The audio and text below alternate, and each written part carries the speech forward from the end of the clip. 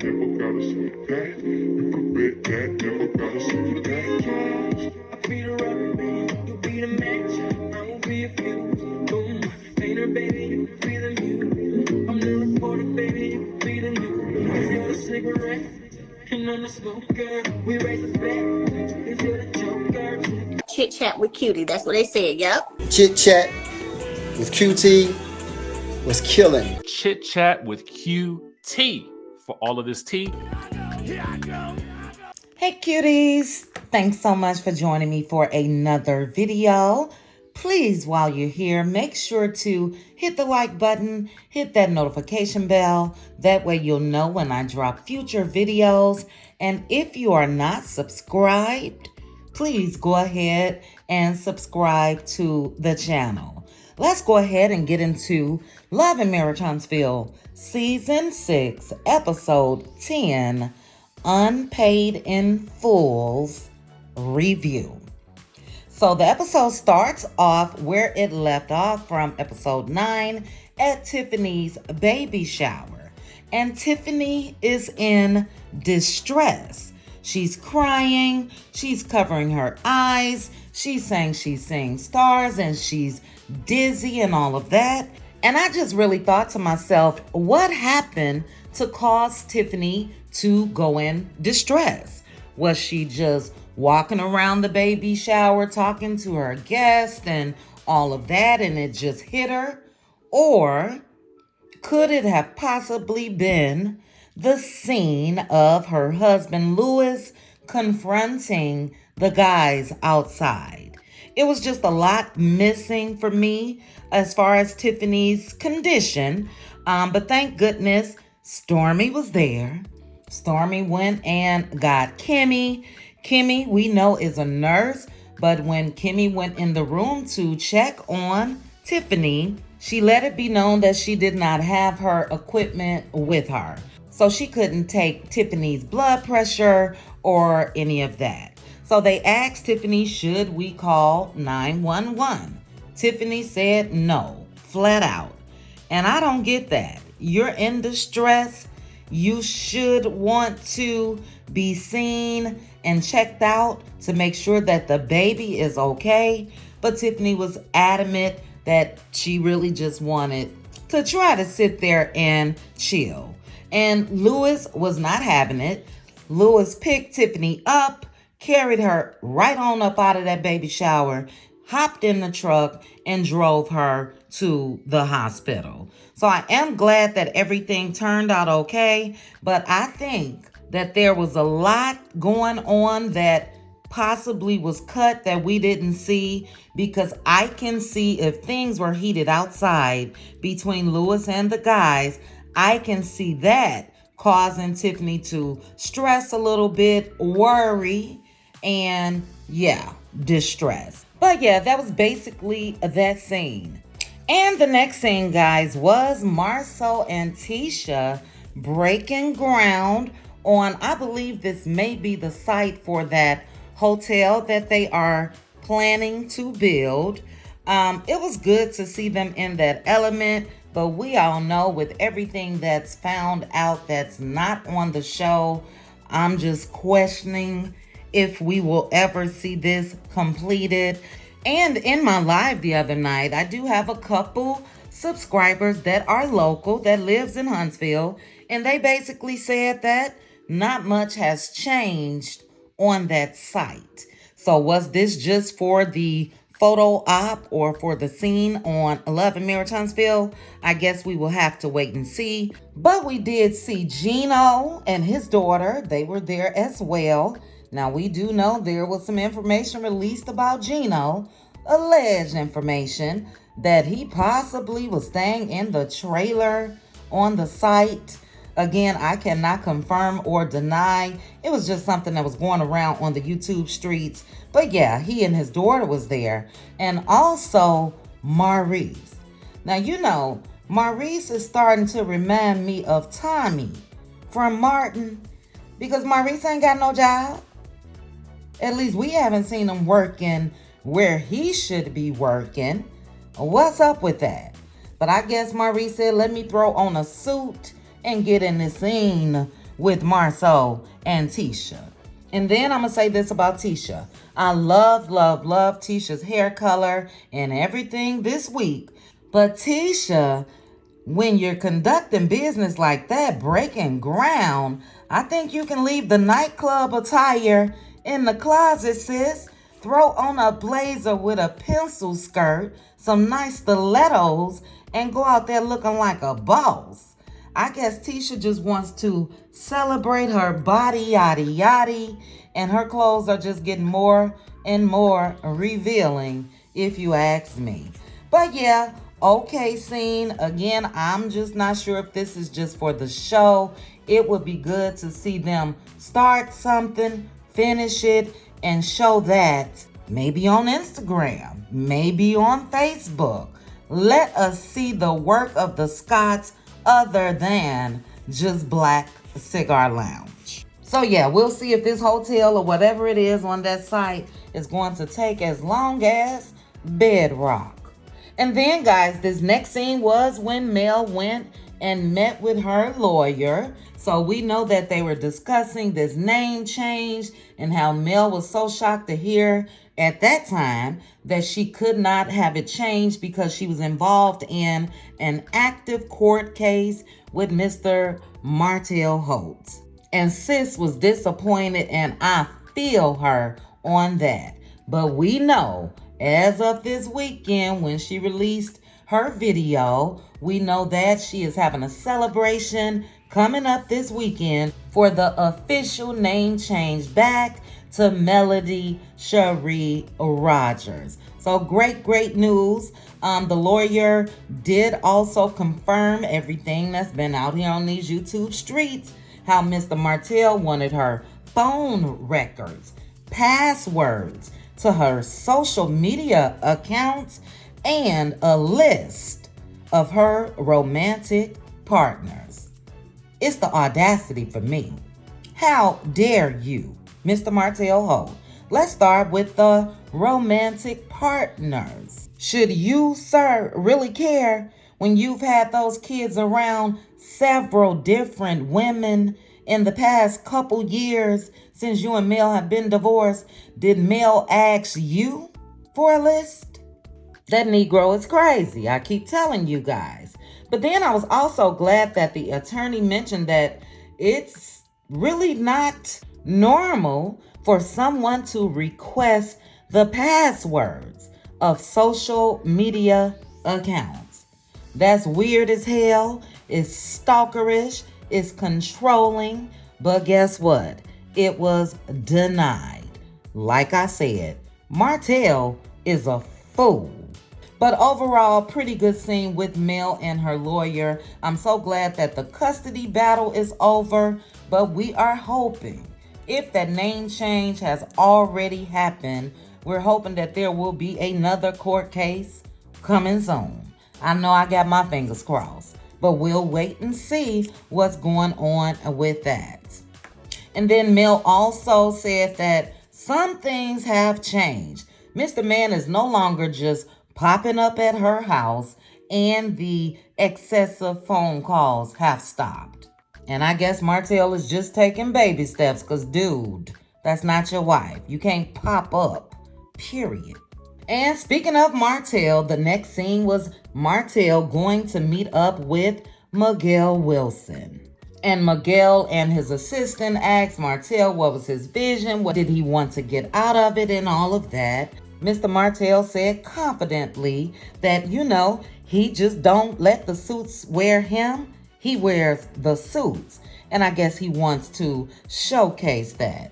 They went over design options and all of that, double-breasted and whatever else. What I didn't like, and what I didn't like when I saw it when Martell was in Baltimore, was the gold buttons on the suit. To me, that just looks cheesy, a tad bit female-ish, because, I've seen blazers for women that has gold buttons, but hey, whatever works. And I just don't think it's going to work, especially when Miguel let Mr. Martell know his fee, $100,000. You guys think Mr. Martell is going to be able to come up with the funds? I'm not counting his pockets, but from what we've been hearing, you know, he had to file bankruptcy. He had to get Belinda to purchase land in his name and all of that. It's like, do he even have $10,000? I just think that Miguel probably wanted to be showcased on Love and Marriage Huntsville. He may use Martell in some capacity, like modeling the suits and all of that, but I don't see Mr. Martell being able to fund his own suit line. But anyway, we shall wait and see that as well. And just saying that out loud, for me, the only thing that we really see are the actions of Mel when it comes to these businesses. Stormy will pop out and show her stack of labels here and there, but we really don't see the action of the cast reflecting on their day-to-day, other than Melody Cherie. But the next scene, guys, was Tiffany and Big Lou. And I know that some of you were not feeling Big Lou, but Big Lou to me is a great husband. It really touched me when he cried to Tiffany because he's trying to get her to slow down. Take this time to rest, get this baby to the end, and then you can go back to business. Tiffany seems just to be a little too hard-headed, if you ask me. Now, Louis is not her dad, but he is the dad of the baby that she's at that time carrying in her stomach, and I think that she should not have put up that much resistance. It seems like to me Tiffany felt like water was going to fix her problems. That's all she kept saying. Well, I am drinking my water. I am drinking my water. No, you need to sit your ass down until you have that baby. But another part of the scene with Tiffany and Lou that I really, really love was when he called Marceau Betty Crocker. Spot on, Louis, spot on. Louis said that Marceau is all up in the mix in things that do not concern him, and he's absolutely right. That has been Marceau's track record on this show from the beginning. So I think that's going to be my new nickname for Marceau Betty Crocker. But Louis told Tiffany all of that about Marceau because she asked about, hey, what happened with you talking to the guys? But he did also tell her that she really needs to mind her business. You know, Louis don't want to be involved in no shit. Louis don't want to have to put his paws on somebody and end up down there in Madison County Jail. So he really let her know that, butt out of it. Butt out what's going on between Mel and Martell and the co-parenting and all of that. Shut your mouth. And I agree with Louis. Like I said, I do like messy Tiffany, but there is a way to be messy and not be offensive. I keep telling you guys, I think that Tiffany is acting based on what production wants her to say, but she's carrying out what they want in her own way. And she's gonna have to be careful with that because in real life, we know somebody probably would have put them paws on Tiffany. So Louis is absolutely right to give her that advice. Now, whether she takes it is another thing. But again, overall, a pretty good scene. We just need Tiffany to stop being so selfish. And yeah, business can wait. But let's go ahead and get into this final scene of the Never Coming Back group. Unfortunately, too many bad dealings have transpired, and it will just never happen, in my opinion. And I must say that I'm saddened about that because they really could have gone on to do great things. Just my opinion. And I blame a few folks, but the main person that derailed the comeback group, in my opinion, is Mr. Martell Holt, because he couldn't control his penis. I mean, we really need to think about that. And it's really sad because I do think that even the issues of the others with them trying to say who had the money and who didn't, I think that could have been resolved. But with the drama of Mr. Martell and him losing his wife, I think that did put a stop to the comeback group. But let me go ahead and get back to the scene before I go on a rant about Martell's old scoop bald head ass. But anyway, Mel and Kimmy arrive and they sit down. They are talking about a few things. And I must say that I saw the old Kimmy in this scene, the one that used to always just speak her mind. I really love Kimmy in this scene. But Kimmy tells Mel, and I'm just going to say this in my own words, that is basically some bullshit of what Tisha and Marceau are trying to do when it comes to the comeback group. She said that this is what they all had talked about when the comeback group was formed. And she's just really not feeling this. She said that these initiatives are the comeback group's initiatives and they should call it that. Kimmy even went into talking about how she's still paying taxes and all of that when it comes to the comeback group. But Mel tells her that most people wanted to steer away from that, meaning the comeback group. And Kimmy said, yeah, well, most people was you. And I'm just going to say thank goodness that Mel steered away from the comeback group, because there's a whole lot going on, child, with a couple people that's in that group. Alleged lawsuits and all of that. But Kimmy then goes on to mention how she needs a vacay. They talked about her treatment and where she is at this point. And Mel told her, well, you should go. And where would you like to go? And Kimmy took that opportunity to be a little messy. And she said, well, where were you? I just saw you somewhere with a man and an arm wrapped around you and crab legs and all of that. And Mel was not having it, and she curved the hell out of Kimmy. She basically didn't even acknowledge what Kimmy was saying, and I don't blame Mel. Now look, I do think that Mel and Kimmy are a little closer than Mel and Tisha was back in the day, but let's be real. If Mel tells Kimmy what's going on in her love life, Kimmy would then tell Maurice. Maurice would then tell Betty Crocker as Marceau. And we know Marceau gonna tell Martell. No, ma'am. You will get no deets on what's going on with me and my love life. And I guess Kimmy got the hint because she moved on, child. Kimmy also mentioned how it was disrespectful that Marceau and Tisha were not there. They are running late, and it seems to be a pattern with them because the last time that they met, Tisha and Marceau were the last to arrive then as well. But finally, Martell and Marceau walks in. Martell does what he do best, and he tried to make it look like he's so cordial with Mel in front of the cameras, and he goes over to shake her hand, and she wasn't feeling it. And I don't blame her. Behind the scenes, we know that at that time, this man was trying to get full custody of her children.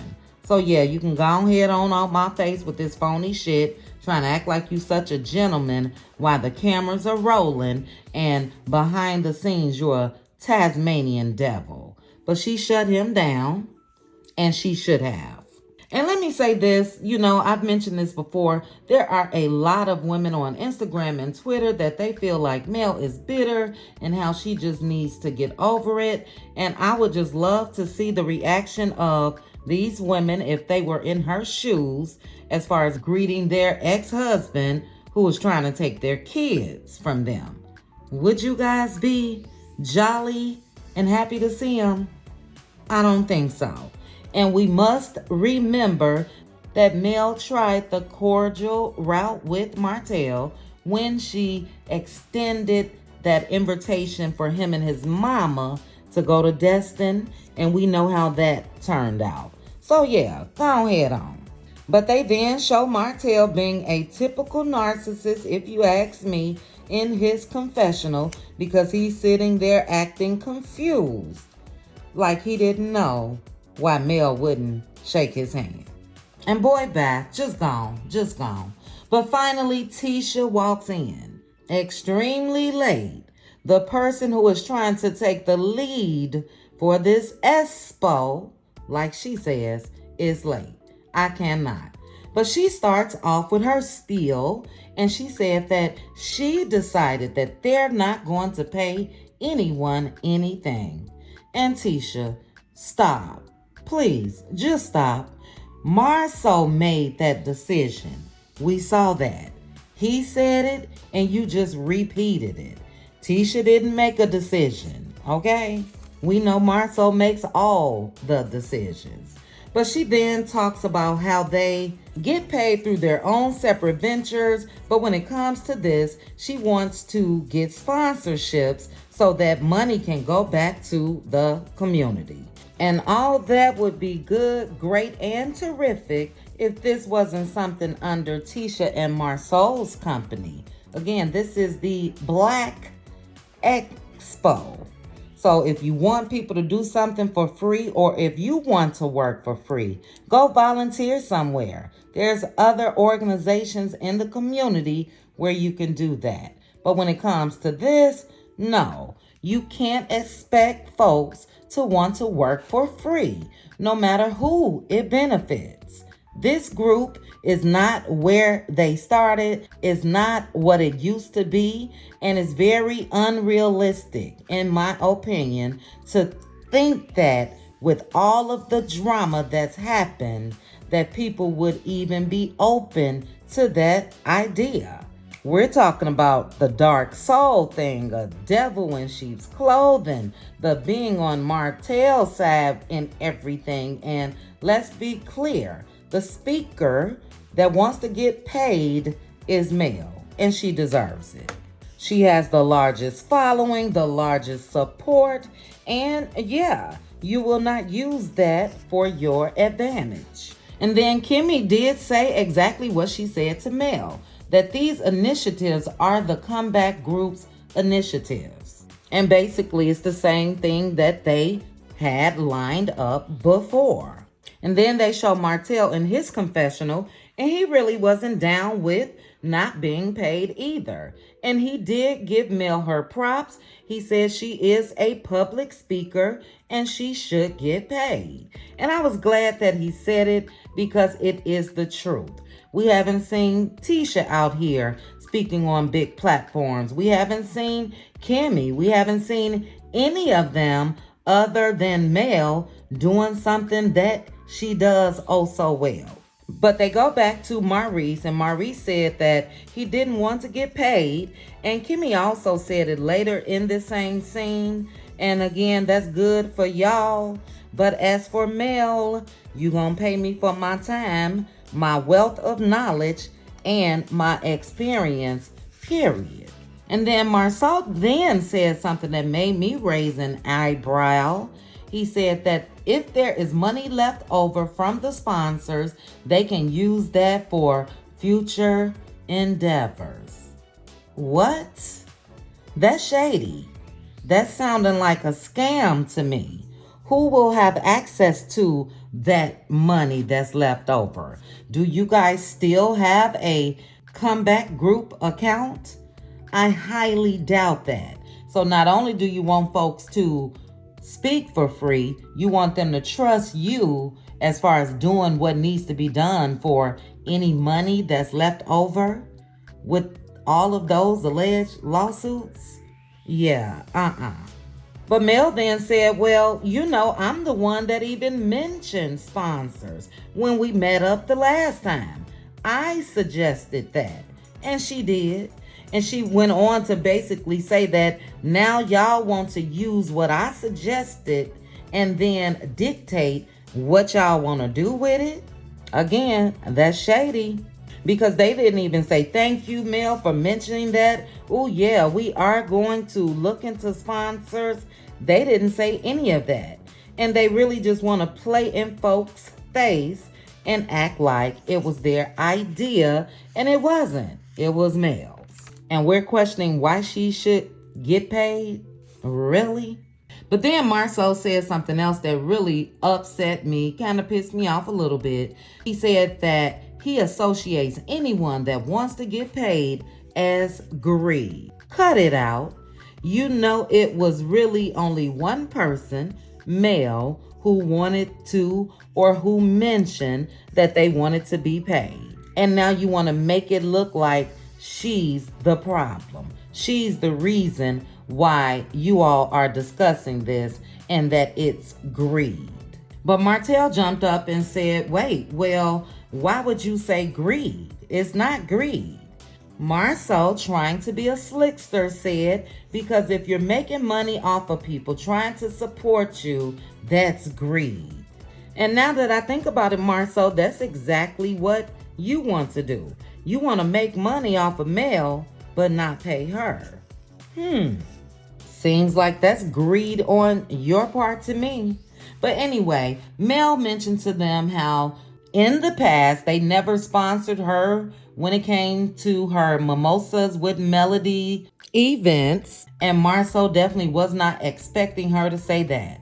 And he said, going forward, Mel. Dude, stop. Going forward, my arse. Then Tisha gets riled up and she says, well, I tried to support your skincare line and I got escorted out. And you're right, Tisha, you got escorted out because you were not invited. And that is support, not sponsorship. And Mel said exactly that. She said, we're talking about sponsorship. And just thinking back to when Tisha was escorted out, if you guys paid close attention, Tisha walked up in there and she went right to networking. Again, to an event that she wasn't even invited to. Didn't even have the decency to call Mel in advance. That's a little greed as well. But yeah, she was supposed to be escorted out. But Marceau tries to rescue Tisha from the conversation from Mel, and he said, well, we're not going to get paid either. And I'm sorry, just the expression on his face looked like he was lying. And Kimmy was like, well, I find that hard to believe. We all do, Kimmy. We all do. But Kimmy said, you're getting money in and don't want to put any out? Basically, in my opinion, compensate folks. And I agree. Kimmy is right. I smell a scam and a money grab. And like I said earlier, Kimmy went back to how she used to be in previous seasons. And in her confessional, she said that she don't know if she believes that Marceau and Tisha want to lose money. Basically, it's a dumb business move. And those are my words, because it makes no sense. Who wants to lose money, period? Now, if you want to donate some money, that's different. But to purposely lose money, where they do that at? But they go to Kimmy in her confessional, and Kimmy said, this is the Black Expo, and that's black with a Q, not CK, and how it is business. And I really love when she said that because it's straight facts. Tisha and Marceau are trying to play in folks' face. If you are putting on something under BLAQUE, then that's your thing and you need to pay the people who want to get paid. But they cut back to the scene. Tisha is yelling at Kimmy, trying to act like Kimmy was a fool for speaking facts. And then Maurice yelled, y'all are just trying to recycle our ideas. Marceau then mumbles, Maurice don't know what he's talking about. And Maurice yells again, this is our idea. And Maurice is right. And that's how the episode ended. There will be a continuation of this scene next week. For me, it was a pretty good episode, even with them discussing who should get paid or if they shouldn't get paid or whatever, because that's normal if people are in business with each other. And it was sort of bittersweet because, again, we know there is no comeback group. That is over and done with. And I just wish that as far as this show, if it could have remained on that path, because that could have showed people how to work through challenges and all of that. But like I said earlier, because of Mr. Martell and his penis, everybody suffered. Every damn body. But anyway, they also showed a quick sneak peek of a scene that will be coming on next week. And that was between Stormy, her aunt, and her mama. And when I tell you ratchet, just ratchet. But overall, pretty good episode for me, guys. You guys drop down in the comments and let me know your thoughts. Do you miss or are you sad about what could have been when it comes to the comeback group, the core six, and all of that? Would you have liked to have seen this on the show instead of what it's become, which is a whole lot of drama? Now, if they can get this back on track, I don't know. I think it's a little too late for that, especially with all of the drama. But anyway, guys, thank you guys so much for joining me for this recap. If you don't mind, please make sure to like the video, hit that notification bell, and subscribe. Chat with you soon. Bye.